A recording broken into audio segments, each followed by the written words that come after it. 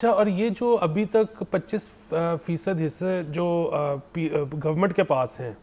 یہ اس میں اگین یہ صرف پروفٹ کے اس میں ہے یا لاس کے کو بھی یہ کور کریں گے؟ اور یہ اگین یہ کب تک جو ہے کمپلیٹلی یہ سارے شیئرز آپ کے پاس آ جائیں گے؟ دیکھیے، انہوں نے یہ 75% کی بیڈنگ ہوئی تھی، اور پھر 25% شیئرز کا انہوں نے آپشن دیا ہے گورنمنٹ نے، اور کہ آپ جو نئے بائر ہیں وہ اس کو خرید سکتے ہیں، اور اس کو خریدنے کے لیے ان کو 90 ڈیز کا ٹائم ہے کہ وہ 90 ڈیز میں اپنے آپشن کو ایکسرسائز کریں، یا تو وہ 25% خریدنے کا ڈیسیشن کریں یا پھر اس کو ڈکلائن کریں۔ اگر خریدنا ہے تو اس کو پھر 1 سال کے اندر جو ہے اس کی پیمنٹ ہے with a premium of 12% per annum. تو وہ آپشن اس وقت جو ہے بائرس کے پاس موجود ہے، اور ان کے پاس 90 ڈیز ہیں، اور اس 90 ڈیز کے اندر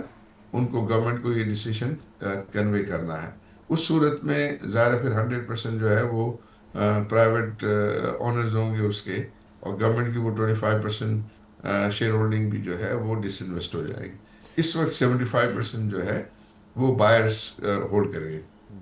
اچھا عارف صاحب، یہ ہم نے دیکھا ہے ہمارے ہمسائے میں گلف اسٹیٹس جو ہیں، وہاں پر جو ایئر لائنز ہیں وہ بہت مشہور ہیں، پوری دنیا ایز ہب یوز کرتی ہے اس علاقے کو، ان کی ایئر لائن سے ایک جگہ سے دوسری جگہ جاتے ہیں، اور اس میں ہم نے یہ دیکھا ہے کہ جو ایئر لائن ذرا زیادہ لبرل ہیں وہاں ان کو زیادہ پسند کیا جاتا ہے، زیادہ فوقیت دی جاتی ہے، ان کا بزنس بھی زیادہ بہتر ہے۔ تو آپ کو لگتا ہے کہ اس کی